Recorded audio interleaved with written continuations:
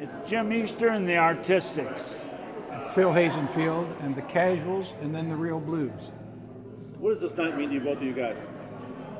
Go ahead. I think it's great. It brought out several memories of the old bands and who actually started. Like Phil and I say Preston Jackson and the Rhythm Aces were our idols. I came after that, and then Phil, a couple of years later, came after it. And this night brought out all the memories, and it's great to see some of the fans. And it's a good tribute. I got involved with this with Steve Thompson when he said I need to find out something about these bands we don't have any information on. And I've got a lot of pictures, excuse me, and it's one of those things that when we got into it, we started, all these memories come flooding back. And I've known this guy. I actually saw him the first time in 1962. Our band won Best Band in the State in 1964, and the next year they won Best Band in the State. And that was at the State Fair.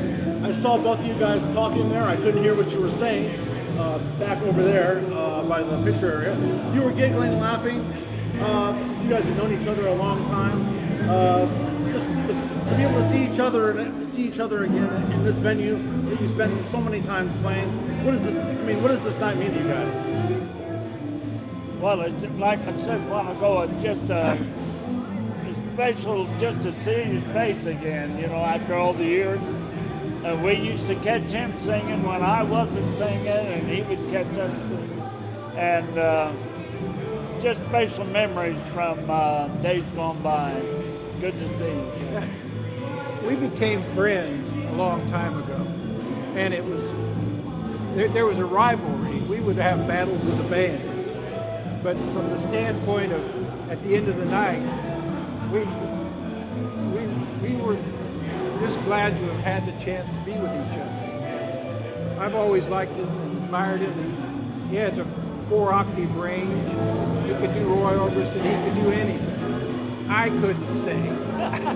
I was just the bass player. Great bass player, and that's what made it all good too. Give it that solid bass rhythm. Yeah. We actually did get a baritone sax because we saw they had one, and that became a mainstay. I always wanted a big solid horn at the bottom. Yeah. We had Al Adamson playing baritone or bass sax, and just added with the soul grip of the music. So. Well, and the other thing that we thought, and it started with Preston, was choreography. Preston started that, and then every band that came by, and that's why there's so many horn bands in Decatur, is because Preston had 3 tenor saxophones. And so we all had to have multiple horns, and it made for a better band, although we were 8 pieces, and now all of a sudden we're not making near as much money as the trios. Yeah, that's right, but we've got the sound. We got the sound. The rhythm and blues sound, and that was it. Yeah. That's over. And we learned from him. And we used to work out there, so we did Summers Here to Stay at the Bunny Hutch. Some of our recordings, we made 10 different singles in Chicago in the same studios Muddy Waters recorded in, and they had quite a bit of radio play. Was that Chess? Yeah, it's Chess Studios. And Preston Jackson, they had a hit on that VJ Records put out in 1961 called Joni. And then they had 3/4 Stomp in 63. Great band, Preston Jackson and the Rhythm Aces. They were our heart and soul back then. And Preston is a sculptor and an artist still living in Peoria. And he's a Facebook friend of mine. He's 78 years old, and he's still going strong. And I'm 77 and a half, and I'm still singing with my band. I'm 72, and I'm just a pup. What was it like to play at the Burgess back in the day? Oh, back in the days when you were booked at the Burgess, I mean, kids would come in and pack the place, and we knew we were going to have a great crowd, and they were so appreciated that it was the best place to play around here for years. Yes. Right, Phil? As a casual? It was. We started playing here probably 63. and I know we played till about 65 or so. And then our girl singer, she graduated from high school and went on the road because after we won the best band, we went down to make a recording in Macon, Georgia, and it turned out all they really wanted was Linda. So she went on the road, and she had a very successful career. Right. And we've been on the road for a few years, and who knows how much longer, you know. Well, I played 26 years out of the last, since 1962, about half.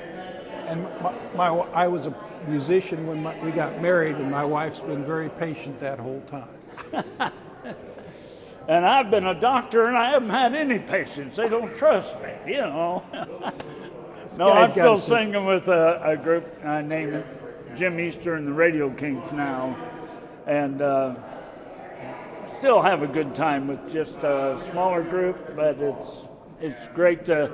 He's never going to quit. He's never going to quit. Well, when they start booing me, I said I'll walk off stage. I haven't done it yet. What would you like to say about that era of the Burgess, and not only for you guys playing, but for what you provided to the people that came out and enjoyed you? Yes, I think the Burgess, once it was built and started having bands, I think it was just the foothold of what to come with our bands and Phil's band and other bands, and just it was a magnet.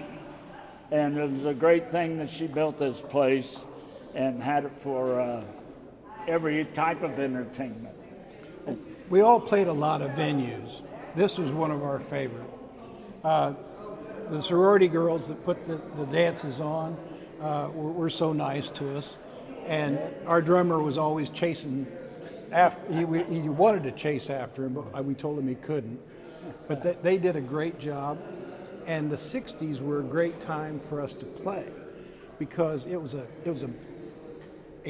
decade where you started out with a flat top and you ended up with long hair by the end of it. Yeah, right. And music shifted, but the basic, what we started out was with rhythm and blues, and that's what we mostly did. That was it. The soul was rhythm and blues. And then we morphed into rock and roll and other kinds of music, but rhythm and blues was what we based ourselves on. And this place offered everything for it, so it's a great place to have crowds, and they came. And the bands that played here, like the Trifaris, Gaping Huggers, as they pointed out, some of those guys were very successful, moved to Hollywood, started writing songs. There was some major talent played on this stage.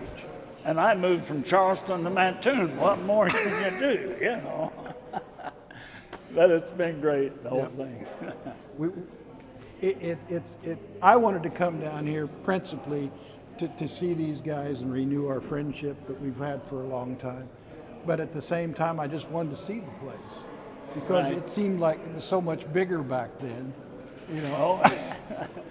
But when you put a crowd of people in here, that's when it really was a lot of fun. Oh, it was just tremendous.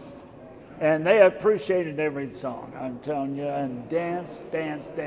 Back then, everyone danced, you know, and it was the swing. It wasn't just getting out and bar dance like this, you know. It was dancing. Most of the guys could dance, and the girls all had a great time. Yep. It was just nothing but fun. It was a lot of fun. Always was fun. Usually I make an X, but I thought I'd go ahead and write. Yeah, he remembered. He remembered. Maggie, go ahead. I guess you got to. This is your picture. All right, we got That was it. great.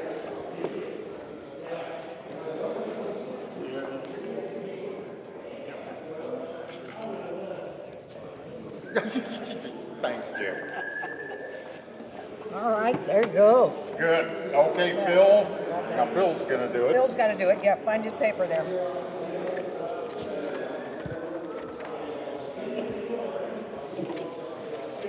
Whatever happened to her? She was supposed to be here tonight. She didn't show up. Oh, no. She's now married to Rick Grammer, the bass player for the Chessmen. Oh, for heaven's sake.